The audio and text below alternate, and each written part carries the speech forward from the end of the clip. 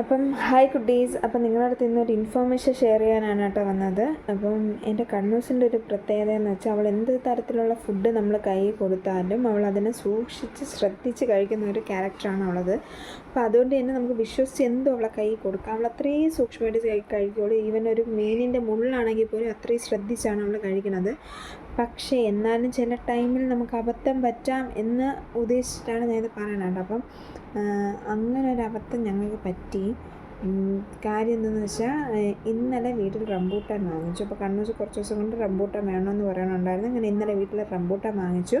Rambutan ഇതിന് മുമ്പേ ഒക്കെ കൊടുത്തിട്ടുണ്ട് കേട്ടോ. അപ്പോൾ ഈ ഫസ്റ്റ് ടൈമൊന്നുമല്ല. അപ്പം ആദ്യം കുഞ്ഞിലേക്ക് ആയിരുന്നപ്പോഴത്തേക്കും ഞങ്ങൾ ഈ ഫ്ലഷ് എടുത്തിട്ട് അതിനെ കട്ട് ചെയ്ത് കുരുവിനെ സെപ്പറേറ്റ് ചെയ്ത് കൊടുക്കുമായിരുന്നു. ഇപ്പോൾ അവൾ കുറച്ച് വലുതായ ശേഷം അവൾ കഴിക്കാറായല്ലോ എന്ന് വിചാരിച്ച് ഞങ്ങൾ ഫുൾ റംബൂട്ടാനാണ് കൊടുക്കുന്നത്. അപ്പോൾ എൻ്റെ കണ്ണൂസിനെ സംബന്ധിച്ചിടത്തോളം അവൾ എന്ത് ഫുഡ് കിട്ടിയാലും അത്രയും സൂക്ഷ്മമായിട്ട് കഴിക്കുന്ന ഒരു വ്യക്തിയാണ്. കൽമണിയാണെങ്കിൽ വേറെ തിരിച്ചാണ്. അവൾ എന്ത് കിട്ടിയാലും വായിക്കാത്ത തരത്തിലാണ് ഒരു സ്വഭാവമാണ്. അപ്പം അതുകൊണ്ട് തന്നെ കുഞ്ഞിൻ്റെ തൊട്ടുള്ള ശീലമായതുകൊണ്ട് ഞങ്ങൾക്ക് ഭയങ്കര കോൺഫിഡൻസ് ആയിരുന്നു കേട്ടോ അവളെ ഒന്നും ശ്രദ്ധിക്കാതിരിക്കില്ല എന്നുള്ളത്. പക്ഷേ ഞങ്ങളുടെ ഭാഗത്തൊരു വലിയ മിസ്റ്റേക്ക് തന്നെയായിരുന്നു. അതിനെ ഞങ്ങൾ ഇന്നലെ നല്ല രീതിയിൽ ടെൻഷൻ അടിച്ചു. അപ്പോൾ ഇനി മേലെ ഞങ്ങളത് ചെയ്യില്ല. അപ്പം നിങ്ങൾക്കും കൂടെ അത് ഒന്ന് പറഞ്ഞു തന്നാൽ നിങ്ങൾ ഒന്ന് ശ്രദ്ധിക്കുമല്ലോ എന്ന് വെച്ചിട്ടാണ് കേട്ടോ ഇത് പറയണം. അങ്ങനെ ഇന്നലെ റംബൂട്ടാൻ വാങ്ങിച്ചതിൻ്റെ ഫസ്റ്റ് ഒരു റംബൂട്ടാൻ അവൾ കംപ്ലീറ്റ് ചെയ്ത് കഴിച്ചു.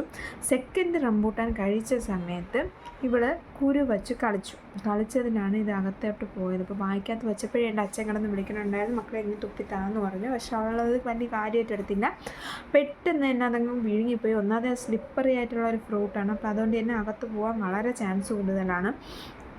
അങ്ങനെ അങ്ങ് വിഴുങ്ങിയതിന് ശേഷം ഞാൻ വിളിക്കുന്ന വിളികെട്ടും കൊണ്ടാണ് ഞാൻ ശരിക്കും നോക്കിയിട്ട്. അപ്പോഴത്തേക്ക് ഒന്ന് നോക്കിയപ്പോഴത്തേക്കും അച്ഛൻ എന്ത് ചെയ്ത് വായിക്കാത്ത കൈയിട്ട് അതിനെ എടുക്കാനായിട്ട് ശ്രമിച്ചു. പക്ഷേ നമ്മൾ ഒരിക്കലും അങ്ങനെ ചെയ്യാൻ പാടില്ല. നമ്മൾ പെട്ടെന്ന് തന്നെ പാനിക് ആയതുകൊണ്ട് എന്ത് ചെയ്യണമെന്ന് അറിയാൻ പറ്റാത്തൊരു സിറ്റുവേഷനിലായതുകൊണ്ടാണ് അങ്ങനെ സംഭവിച്ചത്. അങ്ങനെ ചെയ്തപ്പോഴത്തേക്കും അവളെ തൊണ്ടയൊന്ന് മുറിഞ്ഞിട്ടുണ്ടായിരുന്നു. അപ്പോൾ നിങ്ങൾക്ക് എന്തെങ്കിലും ഇങ്ങനെ ഒരു ഇൻസിഡൻറ്റ് വന്നാൽ ഉടനെ തന്നെ കുഞ്ഞിനെ കമത്തി നിർത്തിയിട്ട് മുതുകിൽ നല്ല രീതിയിൽ തട്ടിക്കൊടുക്കുക. അപ്പോൾ ഞാൻ അങ്ങനെ ചെയ്തു, തട്ടിക്കൊടുത്തു. അപ്പോൾ അവൾ പറയണുണ്ടായിരുന്നു, അമ്മ ഞാൻ വിഴുങ്ങി, എനിക്ക് എവിടെ ഇരിപ്പില്ല, വേറെ ബുദ്ധിമുട്ടൊന്നും അവൾ കാണിച്ചില്ല. എന്നാലും ഞങ്ങൾ പെട്ടെന്ന് തന്നെ ഹോസ്പിറ്റലിലോട്ട് കൊണ്ടുപോയി. അങ്ങനെ അല്ലരിഫി ഹോസ്പിറ്റലിലാണ് ഫസ്റ്റ് കൊണ്ടുപോയത്. അപ്പോൾ അവിടെ കൊണ്ടുവന്നപ്പോൾ ഡോക്ടർ പറഞ്ഞു വെള്ളം കൊടുക്കാൻ പറഞ്ഞു. വെള്ളം കുടിച്ചിട്ട് കുഞ്ഞ് ചുമയ്ക്കുകയോ എന്തെങ്കിലും ബുദ്ധിമുട്ട് കാണിക്കുകയോ അല്ലെങ്കിൽ ആക്സസറീസ് ആയിട്ടുള്ള റെസ്പിറേറ്ററി മസിൽ യൂസ് ചെയ്യുകയോ വല്ലതും ചെയ്യണുണ്ടാന്ന് നോക്കാമെന്ന് പറഞ്ഞു. അങ്ങനെ അതുപോലെ തന്നെ ചെയ്തിട്ടുണ്ടായിരുന്നു. പക്ഷേ ഞങ്ങൾ വെള്ളം കൊടുത്തപ്പോഴത്തേക്കും അവൾക്ക് വേറെ പ്രശ്നമൊന്നും ഇല്ലായിരുന്നു. ശരിക്കും ഒരു ദൈവത്തിൻ്റെ കടാക്ഷമായിട്ടേ കരുതാൻ പറ്റും. കാരണം അത്രമാത്രം ടെൻഷൻ അടിച്ച് തിന്നൊരു ടൈമായിരുന്നു കേട്ടോ. അങ്ങനെ എന്തായാലും അവിടെ കാണിച്ചു. അവർ ഏകദേശം കുഴപ്പമൊന്നും ഇല്ലയെന്ന് പറഞ്ഞു. അപ്പോൾ നിങ്ങൾക്ക് എന്തെങ്കിലും കാണിക്കുന്നുണ്ടെങ്കിൽ ഒന്നെങ്കിൽ പിറ്റേ ദിവസം പീഡിയാട്രീഷ്യനെ കൊണ്ട് കാണിച്ചാൽ മതി എന്ന് പറഞ്ഞു. അല്ലെങ്കിൽ നേരെ ഈ സമയത്ത് SIT കാണുള്ളൂ, അങ്ങോട്ട് കൊണ്ട് ചെല്ലാൻ പറഞ്ഞു. അങ്ങനെ ഞങ്ങൾ SITയിലോട്ട് കൊണ്ടുപോയ ശേഷം അവിടെ കൊണ്ടുപോകുന്നത് വരെ അവൾ ഉറങ്ങാനൊന്നും സമ്മതിച്ചില്ല. അവളെ കണ്ണിങ്ങനെ ഉറക്കം വരണമാന്ന് പറയണുണ്ടായിരുന്നു. പക്ഷേ ഞങ്ങളുടെ ഒരു ടെൻഷൻ കാരണം ഞാൻ അങ്ങനെ തട്ടി അവളെ ഉണർത്തി അങ്ങനെ വെച്ചിരുന്നു. കൊണ്ടുചെന്നു അകത്ത് കയറിയപ്പോഴത്തേക്കും ഡോക്ടർ ചോദിച്ചിട്ട് ഒബ്സർവേഷനിൽ ഇരിക്കാൻ പറഞ്ഞു. ഒരു 4-5 മണിക്കൂർ ഇങ്ങനെ ഇരിക്കാൻ പറഞ്ഞു. അപ്പോൾ ഞാൻ ഇങ്ങനെ വീട്ടിൽ വേറൊരു കുഞ്ഞുണ്ട്, 10 മാസമേ ആയിട്ടുള്ളൂ. അപ്പോൾ അതിൻ്റെ കാര്യം നോക്കണം, അതുകൊണ്ട് സാർ എന്തെങ്കിലും നോക്കി ചെയ്യണം എന്നിങ്ങനെ പറഞ്ഞു. അപ്പോൾ അവർ പറഞ്ഞു ഇതിന് പ്രത്യേകിച്ച് ട്രീറ്റ്മെൻ്റ് ഒന്നുമില്ല, എന്തെങ്കിലും കുഞ്ഞും ബുദ്ധിമുട്ട് കാണിക്കണമെങ്കിൽ മാത്രമേ ട്രീറ്റ്മെൻറ്റ് എടുത്താൽ മതി എന്നാണ് പറഞ്ഞത്.